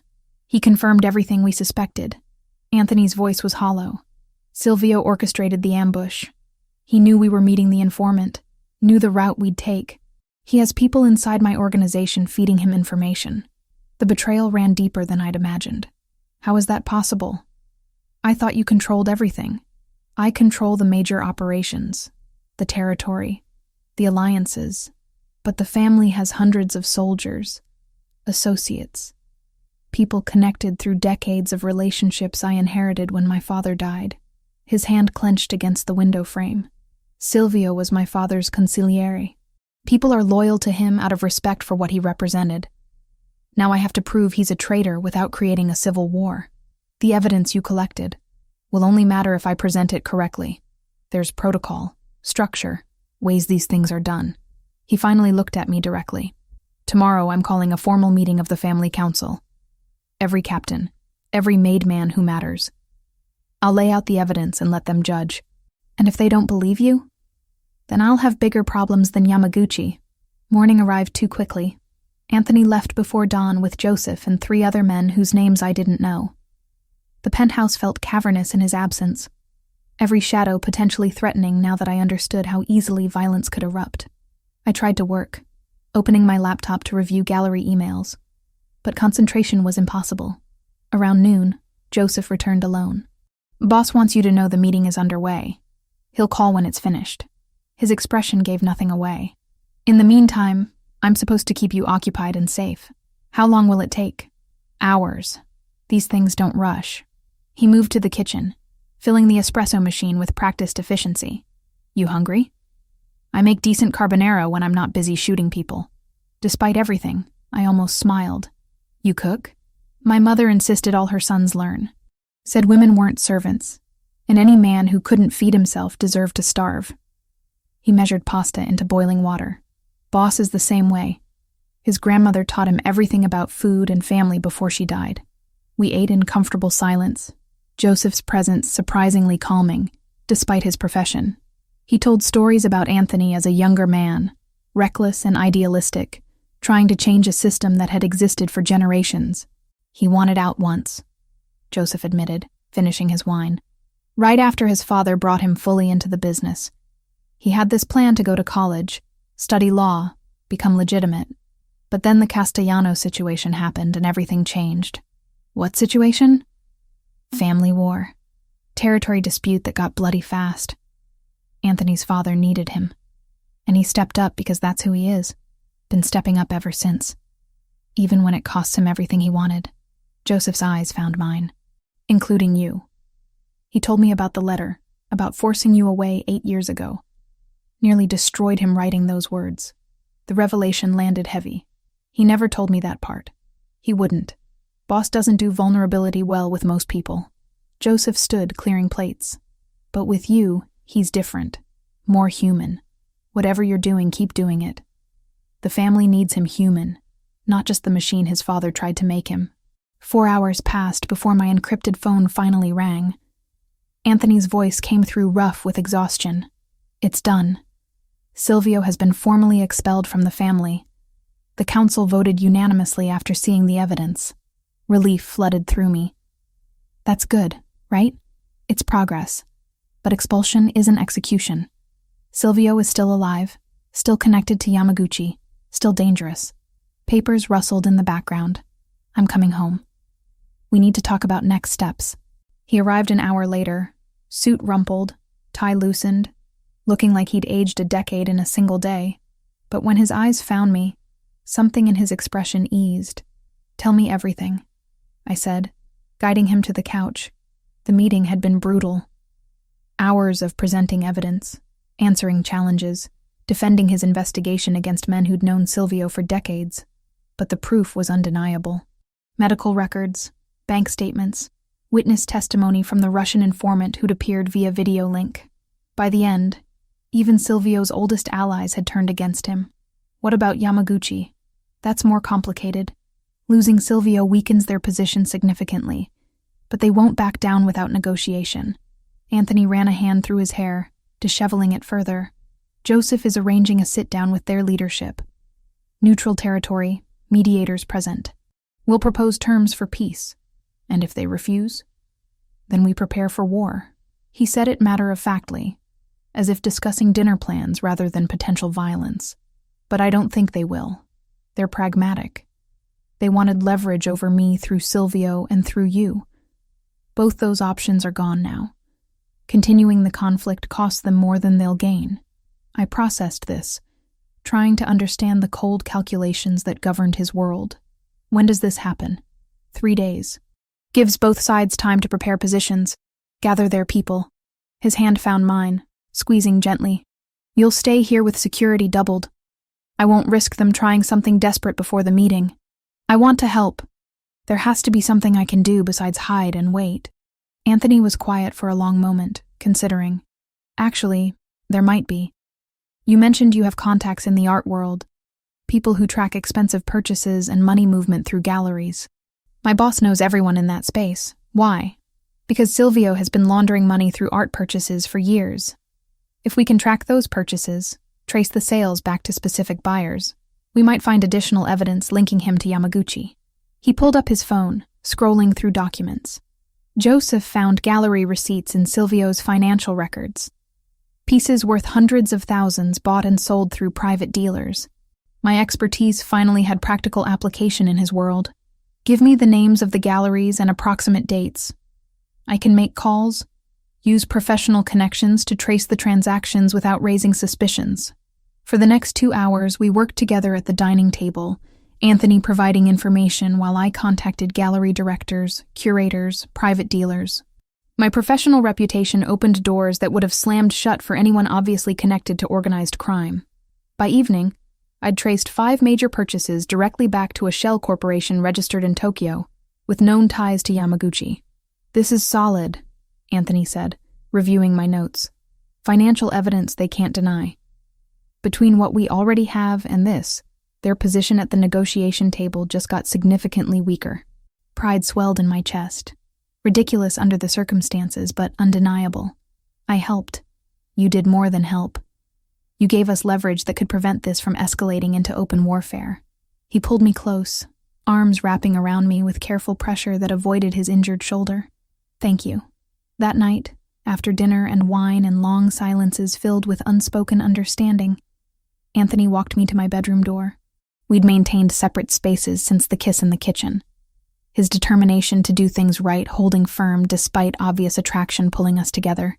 But tonight felt different. The adrenaline crash after the ambush, the emotional weight of exposing Silvio's betrayal, the recognition that we'd become partners in ways that transcended romance. All of it created pressure that demanded release. Stay, I said softly, my hand on his chest, feeling his heartbeat accelerate. Not for anything except not being alone. I don't want to be alone tonight. His internal struggle was visible, propriety warring with desire. Finally, he nodded. Just to stay. Nothing more. We lay together on top of the covers, fully clothed, his arms around me while my head rested on his uninjured shoulder. No kissing, no escalation, just 2 people who'd survived too much finding comfort in proximity. I love you, he whispered into the darkness. I need you to know that. Whatever happens with the negotiation, with Yamaguchi, with any of this, I love you exactly as you are. The words unlocked something in my chest that had been locked since he'd disappeared 8 years ago. I love you too. I think I never stopped, just buried it deep enough that I could function. His arms tightened fractionally. After the sit-down, when things settle, I want to do this properly. Court you the way I should have when we were 17. Dates and flowers and asking permission instead of assumptions. I'd like that. We fell asleep like that, wrapped together, fully clothed, vulnerability and trust replacing the passion we'd denied ourselves. Outside, the city moved through its rhythms, police sirens and car horns, and the distant thrum of humanity that never truly rested. And somewhere in that vast urban sprawl, forces were aligning for a meeting that would determine whether the violence ended or escalated beyond our control. But in that moment, safe in Anthony's arms with his heartbeat steady beneath my ear, I chose to believe we'd survive whatever came next. Because we'd already survived the impossible. Finding our way back to each other after 8 years of distance and damage, everything else was just details. The council meeting took place 3 days later in a private room at one of the family's legitimate businesses, an Italian restaurant in the Bronx that had been serving red sauce and keeping secrets for 40 years. Anthony left before dawn, dressed in the dark suit he reserved for formal family business, his face already set in the controlled mask I'd come to recognize as his public persona. "Stay with Joseph," he said at the door, pressing a kiss to my forehead. "Don't leave the building for any reason. We don't know how Silvio will react when he realizes what's happening." By noon, my nerves were frayed from waiting. I paced the penthouse, unable to focus on work or reading or anything that required sustained attention. Joseph made coffee I didn't drink and offered reassurances I couldn't believe. The call finally came at 3:15. Anthony's voice was tight with controlled emotion. "It's done. The council voted unanimously to expel Silvio from the family. He's been stripped of rank, protection, and all claims to territory or operations. What does that mean in practical terms? It means he's nobody. An outcast. Anyone who helps him becomes an outcast as well." Papers rustled in the background. The evidence was undeniable. When the council saw the video of him administering poison to my father, saw the bank transfers, heard the testimony, even his closest allies turned on him. Relief flooded through me so intensely my knees went weak. So it's over? The internal threat is neutralized. But Yamaguchi is another problem. His voice dropped lower. Losing Silvio weakens their position significantly. Joseph is arranging a sit-down for tomorrow evening. Neutral territory. Mediators from families we both respect present to ensure neither side tries anything stupid. What are the terms you're proposing? They withdraw completely from the contested port territory. In exchange, I don't retaliate for the ambush or for their involvement in my father's death. Clean slate, mutual respect, no future interference in each other's operations. Will they accept? They'd be smart to. But pride makes people irrational. He paused. "I'll be home in 2 hours. There are things we need to discuss before tomorrow." When he finally walked through the door, exhaustion and victory warred on his face. He moved directly to the bar, pouring himself 2 fingers of whiskey he downed in a single swallow before turning to face me. "How bad was it?" "Brutal." Silvio tried to defend himself, claimed the evidence was fabricated, that I was staging a coup using my father's death as justification. Anthony poured another measure but didn't drink it immediately. But the medical examiner's report was official, stamped and signed. The bank records came from government sources Joseph's contacts accessed legally. There was no denying what he'd done. How did the council react? Old Guard was devastated. These were men who'd worked beside Silvio for decades, trusted him with their lives and businesses. Younger members were furious, demanding immediate execution rather than just expulsion. He finally took a sip of the whiskey, rolling it over his tongue. I had to remind everyone that we're not savages. We have codes, procedures. Exile serves the same purpose without making us murderers. I crossed to him, taking the glass from his hand and setting it aside before pulling him into an embrace. His arms came around me immediately, holding tight enough that breathing required effort. "I'm proud of you," I whispered against his chest. "You did the right thing. The hard thing. Doesn't feel like victory. My father is still dead. Silvio betrayed everything we built. And tomorrow I have to sit across from the people who paid him to commit murder and negotiate peace like civilized humans. But you're doing it. You're choosing diplomacy over violence, structure over chaos." I pulled back enough to see his face. That's leadership. The next evening, Anthony dressed with meticulous care in a charcoal suit, black shirt, no tie. Professional but not ostentatious. Joseph arrived early with 3 other men whose names Anthony didn't share, all armed but concealing their weapons beneath perfectly tailored jackets. The meeting is at a restaurant in Little Italy, neutral ground, owned by the Greco family who agreed to mediate. Anthony checked his reflection one last time, adjusting his cuffs with precise movements. There will be 4 Yamaguchi representatives, 4 of us, and 2 mediators. Establish protocol. Everyone respects the rules or risks becoming pariahs. What happens if they refuse your terms? Then we prepare for war. He said it simply, as if discussing weather rather than potential bloodshed. But I don't think they will. They're businessmen, same as me.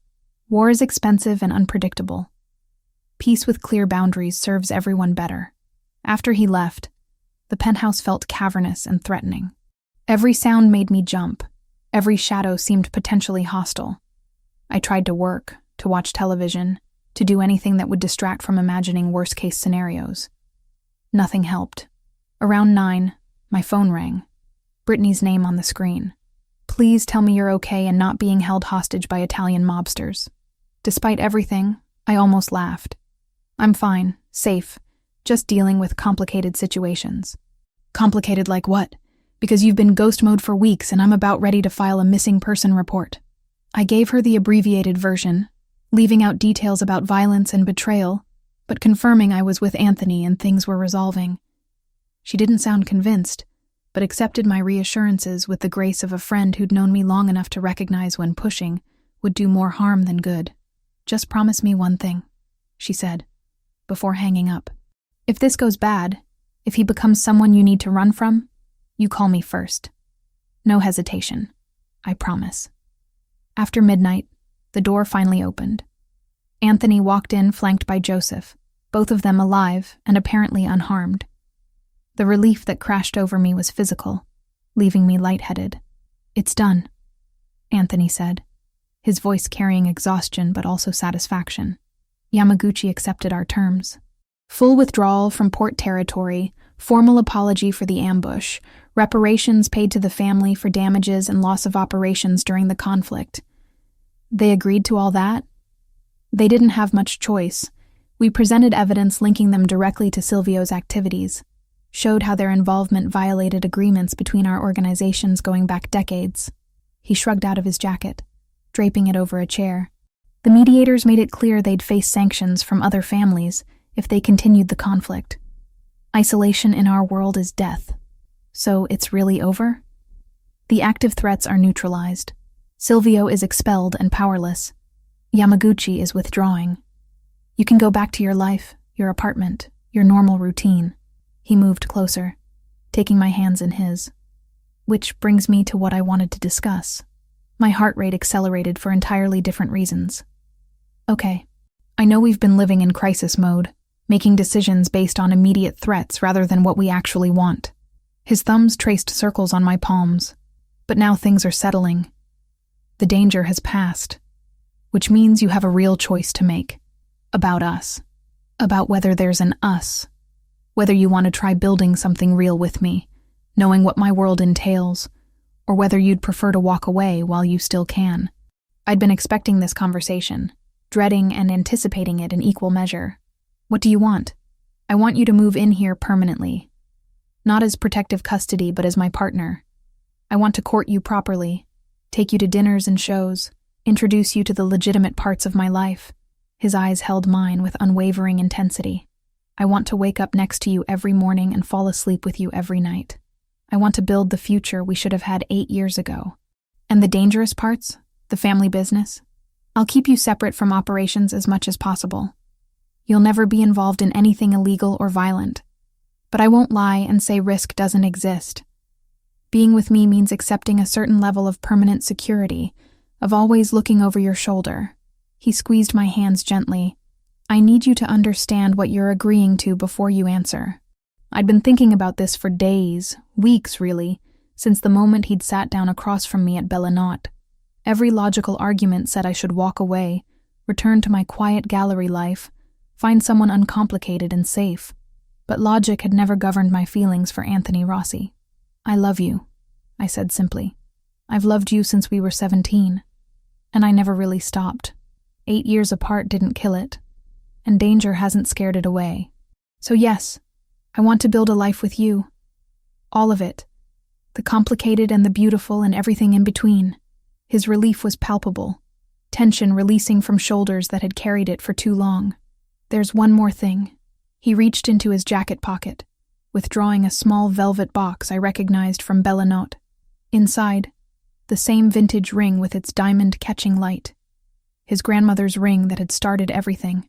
"This belongs to you, whether or not you're ready to wear it yet." He set the box in my palm, closing my fingers around it. "I'm not proposing tonight. I want to do that properly, when we've had time to build something stable. But I want you to have this, to know that my intentions are serious and permanent." I opened the box, studying the delicate filigree work and the diamond that had survived decades to reach this moment. "It's beautiful. She would have loved you. My grandmother had the same fire, the same refusal to accept less than honesty." He took the ring from the box, not to put it on my finger but to show me the inscription inside the band. "Amor vincit omnia." Love conquers all. Tears pricked my eyes as I touched the engraving. "Keep it safe for me. When you're ready to propose properly, this is the ring I want." He returned it to the box, pockets closing around the promise we'd just made. Then he pulled me close, kissing me with tenderness that spoke of patience and commitment rather than urgency. "I love you, Megan Foster. And I promise to spend the rest of my life proving that choosing me was the right decision. I love you too. And I already know it was." That night, we fell asleep together in his room, no longer separated by walls or uncertainty. The city continued its endless motion beyond the windows, sirens and horns and the distant sound of construction that never truly ceased. And somewhere in that vast urban sprawl, Silvio Fioraldi was learning what exile meant in a world built on loyalty and respect. But none of that mattered as much as the steady rhythm of Anthony's heartbeat beneath my ear, and the certainty that we'd survive the worst together. Everything else was just details we'd figure out as we went, building the future we'd been denied 8 years ago, one careful decision at a time. 3 months passed in what felt like moments and eternities simultaneously. The penthouse became home in ways my old apartment never had, not because of the luxury or the security, but because Anthony filled the space with his presence. We fell into rhythms that felt both new and ancient. Morning coffee while watching the sun rise over Manhattan. Dinners prepared together in the kitchen that had witnessed our first almost kiss. Nights spent talking until exhaustion claimed us both. I returned to the gallery full-time 2 weeks after the Yamaguchi negotiations concluded. My supervisor welcomed me back with questions I deflected using the same vague family emergency explanation that had gotten me through the crisis. Marcus noticed the expensive watch that had appeared on my wrist, a gift from Anthony. I'd protested accepting, until he'd explained it contained a tracking device that would alert his security team if I was ever in danger. Functionality disguised as luxury. The perfect metaphor for my new life. I called my mother the week after everything with Yamaguchi finally ended, stumbling through an apology for the distance I'd let grow between us. She didn't ask for details I couldn't safely give. She only said she was glad I was safe, and that we'd figure out the rest one phone call at a time. The contemporary exhibition I'd curated from remote captivity received acclaim in art journals and attracted collectors whose wealth rivaled Anthony's legitimate holdings. Mrs. Liang, the donor who'd withdrawn her offer during my absence, returned with an expanded proposal after seeing the installation's success. Professional vindication felt sweet, proof that I could maintain my identity despite the complications Anthony's world introduced. Brittany remained my closest friend and sharpest critic, visiting the penthouse weekly with wine and unsolicited opinions about my relationship choices. She'd accepted Anthony with grudging approval after he'd arranged for her marketing firm to handle publicity for one of his legitimate restaurant ventures, a gesture that demonstrated respect for people I valued. "He's growing on me," she admitted during one visit, watching Anthony expertly prepare dinner while Joseph provided running commentary from his position at the counter. "Still not sure about the whole crime family thing, but at least he treats you like an equal instead of a possession. That's high praise coming from you. Don't let it go to your head. I'm still watching for red flags." She took a sip of wine, eyeing Anthony with the assessment of someone who'd helped me recover from too many bad relationships. "But so far, green flags only, which is either genuinely good or he's playing a very long game." "It's genuinely good," I said with more certainty than I'd felt about anything in years. Anthony had kept his promise about courting me properly. Dinners at restaurants that required reservations months in advance. Tickets to Broadway shows in private boxes. Weekend trips to vineyards in upstate New York, where autumn painted the landscape in shades of fire. He introduced me to the legitimate side of his empire, the restaurants and construction companies and import businesses that operated within legal boundaries. People who knew him as a successful entrepreneur rather than a crime boss. But he never hid the other aspects either. Security remained constant but unobtrusive. Joseph and his rotating team maintaining their vigil without intruding on our privacy.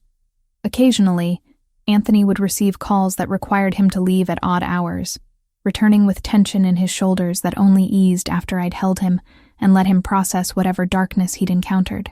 "I won't lie about what I do," he'd said early on, establishing the ground rules for our relationship, "but I'll keep you separate from operations. You'll never be complicit, never be at legal risk. That's my promise to you. And the moral risk? Knowing what you do but choosing to love you anyway? That's a choice only you can make.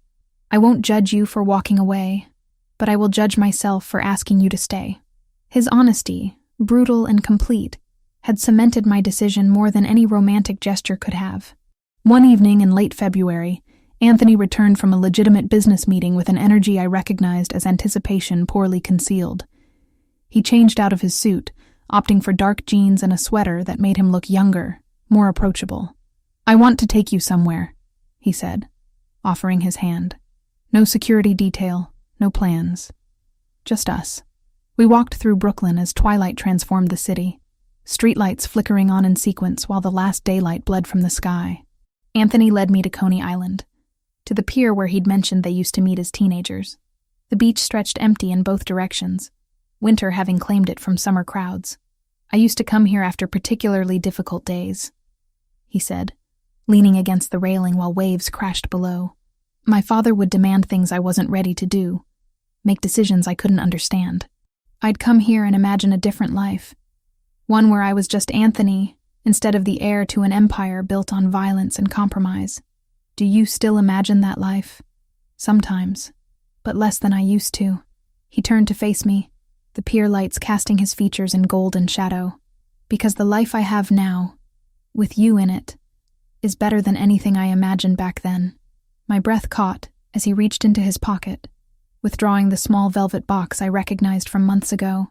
My heart hammered against my ribs as he opened it, revealing his grandmother's ring catching the pier lights with inherited brilliance. "Megan Foster, I've loved you since I was 17 years old. I loved you through 8 years of separation, through threats and danger, and every moment that should have convinced me to let you go." He knelt on the weathered boards, oblivious to passing joggers who slowed to watch. "I want to spend the rest of my life proving that choosing me wasn't a mistake. Will you marry me?" Tears blurred my vision as I nodded, words failing me until I could finally choke out, "Yes. Yes, of course, yes." He stood, sliding the ring onto my finger where it settled like it had always belonged there. The inscription inside the band pressed against my skin, a reminder written in another language that love conquered everything, even the obstacles that should have destroyed us. The kiss that followed held promises and gratitude, commitment and relief. When we finally broke apart, both breathless and grinning, I noticed the small crowd that had gathered, tourists and locals alike applauding this moment of witnessed happiness. "We should celebrate," I said, admiring the way the ring looked on my hand. "We will, but first, there's something else."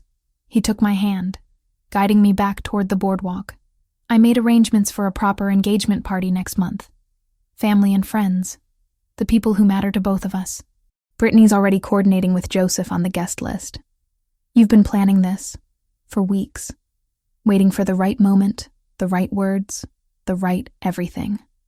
His thumb traced the ring on my finger. "You deserve perfect, Megan. Even if my world isn't perfect, the way I love you should be." We celebrated that night at Bellinata, the restaurant where everything had begun. Anthony had reserved it entirely for us, the staff preparing a feast, while we sat at the same table where I'd found his grandmother's ring floating in my drink months before. The symbolism wasn't lost on either of us. How far we'd traveled from that night of uncertainty and fear to this moment of chosen commitment. "To us," Anthony said, raising his glass. To surviving the impossible and choosing each other anyway. To love conquering all. I replied, echoing the inscription on my ring. The engagement party happened on a Saturday in March, spring finally beginning to thaw the city after winter's grip. Anthony had rented space at one of his legitimate restaurants, a place elegant enough for his world, but approachable enough for mine. Brittany arrived early, helping me into the dress we'd chosen together. Ivory silk that managed to be both sophisticated and understated. "You're glowing," she said, adjusting my hair one final time. Like genuinely happy in a way I've never seen before. I am happy. Terrifyingly, completely happy. The party blended worlds seamlessly. Gallery colleagues mingled with members of Anthony's legitimate businesses, while family members I was still learning to identify by name shared stories about Anthony's childhood. Joseph gave a toast that managed to be both heartfelt and appropriately vague about the circumstances of our reunion. "To the boss and his lady," he said, raising his glass. "May they have decades of happiness ahead." The celebration continued past midnight. Wine and laughter and joy that felt earned after months of crisis and uncertainty. When the last guests departed and we were alone with the cleanup crew, Anthony pulled me onto the empty dance floor, swaying to music that existed only in our heads. "This is what I wanted," he murmured against my hair. "A life where we can have moments like this, where the darkness doesn't touch everything. We'll have that life. We're already building it." I pulled back to see his face, memorizing this moment of complete peace. Together. 3 days later, I stood in a boutique fitting room while a seamstress pinned the hem of my wedding dress. Ivory lace and silk that had been custom-made to my measurements. Simple but elegant. Traditional but with modern touches that reflected who I'd become. The ceremony was scheduled for early June. An intimate affair at a historic church in Brooklyn, followed by a reception at Bellinate. "You're thinking too hard," the seamstress said, studying my reflection. "Trust the dress. It knows what it's doing." But I wasn't thinking about the dress. I was thinking about how far I'd traveled since receiving that mysterious invitation. How the girl who'd walked into an expensive restaurant expecting danger had found love instead. How the boy I'd known at 17 had grown into a man who balanced darkness and light, with the skill of someone who'd learned those lessons through blood and sacrifice.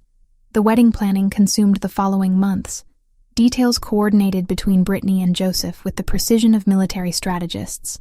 Anthony remained involved but deferred to my preferences on everything from flowers to music, his only request being that we incorporate his grandmother's recipes into the reception menu. "Family traditions," he explained when I asked about his insistence on specific dishes.